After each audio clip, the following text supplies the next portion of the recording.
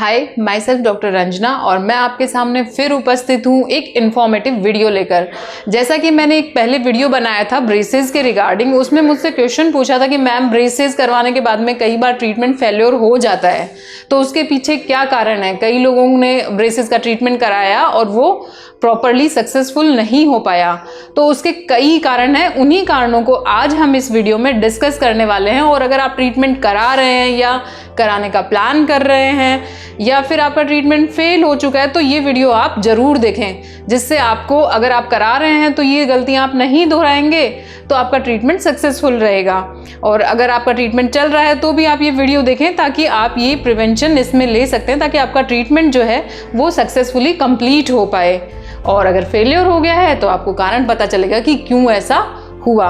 तो ये सब जानने के लिए एंड तक इस वीडियो में बने रहिए। हम पॉइंट टू पॉइंट हर चीज़ को डिस्कस करने वाले हैं। और अगर आप मेरे चैनल पे नए हैं तो इसको सब्सक्राइब करना ना भूलें।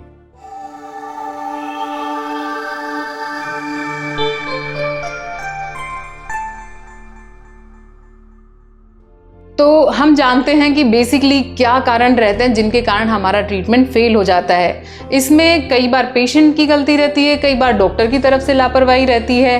तो वो सारी चीज़ें जो होती हैं मिलके कई बार ट्रीटमेंट फेलियर का कारण बनती हैं। तो हम पॉइंट टू पॉइंट डिस्कस करते हैं। सबसे पहला जो कारण है वो है कि डॉक्टर जो आपका प्लान कर रहा है ट्रीटमेंट, जो आपकी प्रॉब्लम है उसकी जो प्लानिंग की गई है वो प्रॉपर की गई है कि नहीं की गई है। उस प्लानिंग में तो कहीं प्रॉब्लम नहीं है, ठीक है। तो इसीलिए सबसे पहले कई बार कई पेशेंट्स मुझसे अपने टीथ की कंडीशन के बारे में कमेंट के द्वारा पूछते हैं कि मैम कितना खर्चा आएगा या क्या ट्रीटमेंट कैसे होगा, मुझे तार बंधवानी है। तो ये तार बंधवाना एक सिंगल तार बंधवाने का प्रोसीजर नहीं है।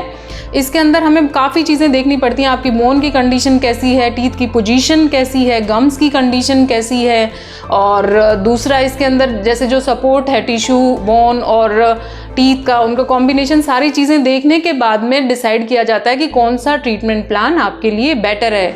तो तभी हम बता नहीं पाते हैं आपको कई बार कि क्या करना पड़ेगा क्या नहीं। वो आप क्लिनिकली जब क्लिनिक पे आते हैं, सारी चीज़ें देखते हैं, आपका एक्सरे देखते हैं, तो उन सब से हम एक प्लानिंग बना पाते हैं कि ये प्लान आपके लिए बेटर रहेगा, ठीक है। तो कई बार इस प्लानिंग में ही गड़बड़ हो जाती है, तो एंड तक रिजल्ट भी जो है हमारा वो गड़बड़ ही रहता है।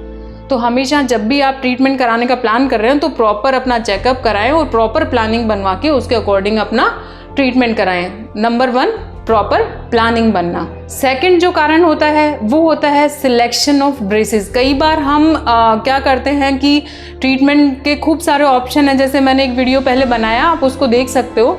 उसके अंदर हमारे चीप से लेके हायर एंड तक ट्रीटमेंट ऑप्शन अवेलेबल हैं। तो मेरा कहना यही है कि जब भी आप कोई भी ट्रीटमेंट करवाते हो तो उसमें क्वालिटी पर भी इक्वली हमें गौर करना चाहिए। सिर्फ और सिर्फ ये नहीं देखना चाहिए कि ये यहाँ पे इतना सस्ता पड़ रहा है इससे करवा लूँ, या ये इतना वो पड़ रहा है। Quality matters. अगर आप चाइनीज़ ब्रेसेस, चाइनीज़ ही उसके ऊपर वायर लग रहे हैं, जो स्टिकिंग मटेरियल जिससे ब्रेसेस लगाते हैं वो भी चाइनीज़ है, मतलब लोकल चीज़ें हम यूज़ कर रहे हैं, तो वो क्या होगा कि हमारा ट्रीटमेंट फेलियर की तरफ चला जाता है कभी ना कभी, क्योंकि उसमें अनइवन प्रेशर लगता है टीथ के ऊपर। अनइवन हमारा बोन जो है, हड्डी, वो कहीं से गल जाती है, तो टीथ का लूज़ होना और काफ़ी जो प्रॉब्लम्स हैं वो उसमें आती हैं।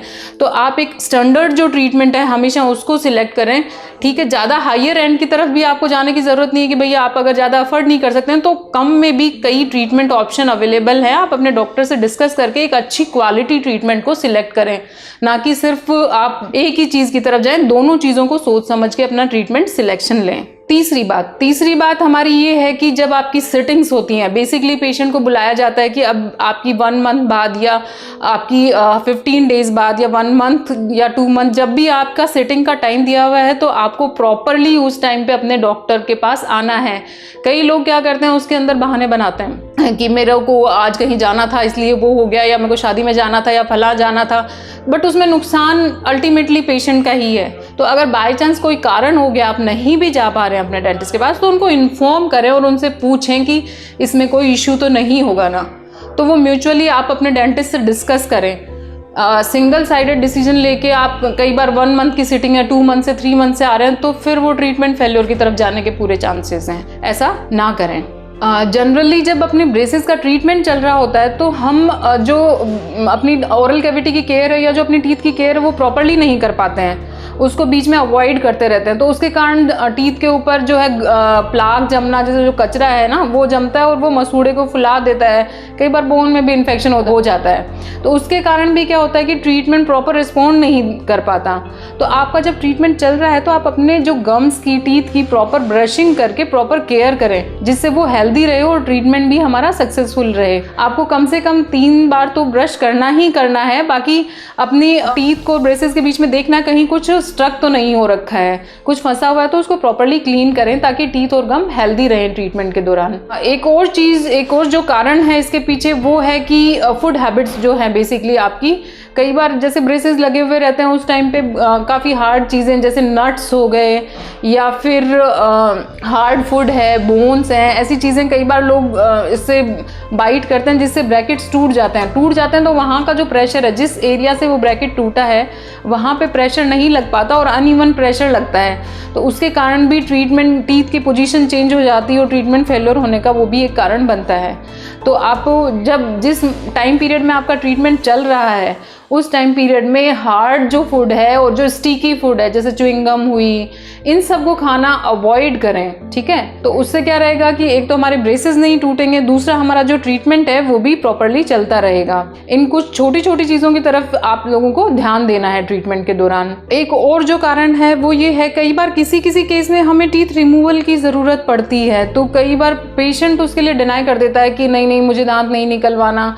तो वो चीज़ क्या होता है कि फिर ट्रीटमेंट में इंटरफेयर करता है, उसमें आपके जो मनचाहा रिजल्ट है वो अपने को नहीं मिल पाता है। जहां अपन जो प्लान करके सोच रहे हैं वो ट्रीटमेंट हमें नहीं मिल पाता और हमारा ट्रीटमेंट फेल्योर की तरफ चला जाता है। तो अगर आपका डेंटिस्ट प्रॉपरली डिसाइड करके आपको कुछ सजेस्ट कर रहा है तो उसकी आप बात को ध्यान से सुने और उसके अकॉर्डिंग अपने ट्रीटमेंट को प्रॉपरली करवाएं। अपने अकॉर्डिंग उसको मॉडिफाई करने की कोशिश ना करें। कई बार क्या होता है कि पेशेंट का ट्रीटमेंट चल रहा होता है, वो टीथ शेप में आ चुके होते हैं, तो वो क्या करते हैं कि दबाव बनाते हैं डेंटिस्ट पे कि अभी इनको हटा दो। बट उसमें क्या होता है, वायर के नंबरिंग होते हैं, उसके अकॉर्डिंग उनको लगाना होता है। लास्ट जो फिनिशिंग वायर है वो कई बार लोग नहीं लगवाते, सीधे ब्रेसेस हटवा देते हैं, तो भी ट्रीटमेंट फेल्योर होने के चांसेस रहते हैं। तो हमें जो अपना डॉक्टर बता रहा है उसके अकॉर्डिंग प्लान ट्रीटमेंट करवाना चाहिए। अननेसेसरी जल्दबाजी में अपने ट्रीटमेंट को ख़राब नहीं करना चाहिए। तो लास्ट वाला जो आपका प्रोसीजर उसको कंप्लीट फिनिशिंग होने के बाद में, रिमूवल के बाद सेम डे आपका इंप्रेशन लिया जाता है या स्कैन किया जाता है आपके रिटेनर के लिए। कुछ लोग रिटेनर भी नहीं पहनते हैं, उसके लिए मैंने ऑलरेडी एक वीडियो बनाया हुआ है मेरे पेशेंट का ही, जिसको रिटेनर एडवाइस किया था, रिटेनर का उसने इंप्रेशन भी दिया, बट वो उसको लेने ही नहीं आया और सीधा 6 मंथ बाद आया, तो उसका ट्रीटमेंट फेल हो चुका था तब तक। तो ऐसी गलती आपको नहीं करनी है। और उसके रिगार्डिंग उसने खुद ने अपना वीडियो भी बनवाया था, वो आप देख सकते हैं मेरे पुराने वीडियोस में जाकर।